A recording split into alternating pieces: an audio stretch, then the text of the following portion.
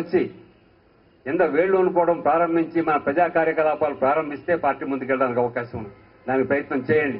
చివరిగా నేను మనవి చేస్తేనంటే మన పార్టీలో నాకు కనిపిస్తుంది నాయకులు ఎక్కువ పని తక్కువ కనిపిస్తాం. నేనేం విమర్శలు చేయటంలా, మనకు వేదికలు చాలటంలా నాయకులకి. నేను అనేది ఏంటంటే ఇంతమంది నాయకత్వం ఉండి మనం ఏం చేస్తున్నాం ఒకసారి ఆత్మపరిశీలన చేసుకోండి. నాకు ఈవేళ ఎగ్జిక్యూటివ్ మెంబర్షిప్ తప్ప మన పార్టీకి సాధారణ సభ్యులు సామాన్య సభ్యులు లేరు, అసోసియేట్ సభ్యులు లేరు కదా. నాకు తెలిసి ఒక గ్రామంలో ఒక శాఖ, ఒక వార్డులో ఒక శాఖ ఇంతవరకు నాకు రిపోర్ట్ కావాలి. ఎవరైనా పెట్టుంటే సంతోషం. ఏం చేస్తున్నట్టు మనం ఆలోచించండి తీవ్రంగా. మన ఊళ్ళో మనం ఒక గ్రామ శాఖ పెట్టలేం, మన పట్టణంలో మనం ఒక వార్డు శాఖ పెట్టలేం, 100 రూపాయల సభ్యత్వం 10 రూపాయల సభ్యత్వం తగినంత మంది చేయలేం. పార్టీ పెరగాలా, గెలిచేయాలా, అప్పుడే సీట్ల కోసం కూడా ఆలోచనలు ఎక్కడి నుంచి ఉంటాయి? మీరు వాస్తవిక దృక్పథంతో ఆలోచించండి. మనం నిజంగా అందరం కలిసి ఈ పని చేస్తే, ఈ సభ్యత్వాన్ని పెంచుకొని శాఖల్ని, వార్డు శాఖలు, గ్రామ శాఖలు వచ్చి స్థానిక ప్రజా కార్యకలాపాలు చేస్తే మన పార్టీ 10 రెట్లు పెరుగుతుంది. దానికి కావాల్సిన ఏర్పాట్లు జరగాల, దానికి కావాల్సిన ఆలోచన జరగాలి. ఉదాహరణకు విజయనగరం జిల్లా బాబ్జీ గారు నిన్న తీసుకొచ్చారు.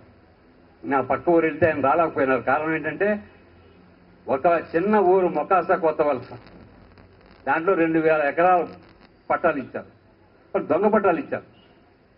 ఇస్తే ఆ సమస్య మన దృష్టికి వచ్చింది. ఆ రైతులందరినీ పోజేశారు, ఒక పెద్ద ధర్నా పెట్టారు.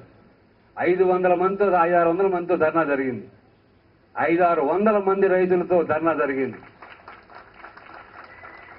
నేను ఈ మాట ఎందుకు చెప్తున్నానంటే అది బాబ్జీ గారి గొప్పతనం కాదు, లోక్సత్తా పార్టీది కాదు, సమస్య యొక్క గొప్పతనం, దాన్ని పట్టుకునే శక్తి గొప్పతనం. ఆ శక్తి వాళ్ళకు ఉన్నది, అది చేశారు. ఇలాంటి సమస్యలు గ్రామాల చుట్టూ ఉన్నాయి, మండలాల చుట్టూ ఉన్నాయి. స్థానిక సమస్యలు, చిన్న సమస్యలు, 100ల సంఖ్యలో కదిలించగలిగిన సమస్యలు. వాటిని కదిలించగలిగితే మీకు పునాది వస్తుంది, బలం వస్తుంది, సమీకరణ శక్తి వస్తుంది. ఆ ప్రజా పునాది కావాలి. ఈ 1000 మంది పార్టీ ఆఫ్ వాలంటీర్స్, మనందరం సభ్యుల పార్టీ, ఇది ప్రజల పార్టీగా దీన్ని రూపొందించాలా, దానికి మార్గాలు ఇవాళ వేసుకోవాలా, దానికి సన్నాహం చేసుకోండి. మానసికంగా సన్నద్ధం కండి, మానసికంగా దాని వైపు సన్నద్ధం కండి. జేపీ గారి పర్యటన గురించి చెప్తున్నారు. నేను కొంచెం కటువుగానే చెప్తున్నాను. జేపీ గారిని వెళ్ళొద్దని చెప్పిన వాడిని నేనే. మీకు అందరికీ ఏదైనా ఉంటే ఆ తీర్మానం చేసిన వాళ్ళందరూ నామినేట్ చేసేట్టు లెక్క. దానికి ఏం కారణంలా జేపీ గారి చుట్టూ మీరు తిరిగినంతకాలం ఈ పార్టీ ఇక్కడే ఉంటుంది. మీరు జనం చుట్టూ, సమస్యల చుట్టూ తిరిగినంతకాలం ఈ పార్టీ పెరుగుతుంది. నేను అందుకే చెప్తున్నాను, ఒక నియోజకవర్గంలో మీరు ఒక మండలం తీసుకోండి, 5-10 శాఖలు ఏర్పాటు చేయండి. జేపీ గారు వెంటనే వచ్చి వాళ్తారు అక్కడ. మీరు ఒక సమస్య తీసుకోండి, ఒక ఆందోళన చేయండి, ఒక పోరాటం చేయండి, దానికి జేపీ గారు తక్షణమే వచ్చి వాళ్ళు ఏర్పాటు చేస్తాం. మీరేం చేయకుండా ఆయన్ని తిప్పితే ఆయన ఆరోగ్యం జరగడం, డబ్బు పని జరిగేది ఏం లేదు. ఆలోచించుకోవడం. ముందు మనం నాయకులు ఎదగడం నేర్చుకోండి, మీరు ప్రజా పునాదిని తెచ్చుకోవడం నేర్చుకోండి. మనం ఎదగకుండా ఈ పార్టీ ఎదగదా, 2% దగ్గర ఉంటాం, మనం 3% దగ్గర. అందుకని మీరు ఎదగడానికి ఆలోచించండి, ఆత్మపరిశీలన చేసుకోండి. మన పట్టణంలో మన ప్రభావం లేకపోతే, మన వార్డులో మన ప్రభావం లేకపోతే, మన నియోజకవర్గంలో, మండలంలో మన ప్రభావం లేకపోతే మన నాయకత్వం ఏమిటి, మనం చేస్తుంది ఏమిటి? ఆలోచించండి.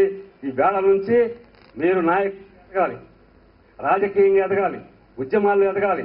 ఆ ఉద్యమ స్ఫూర్తితో వచ్చేటువంటి నాయకత్వంలో మీరు భాగమైతే మీరు మంచి గొప్ప నాయకులు అవుతారు.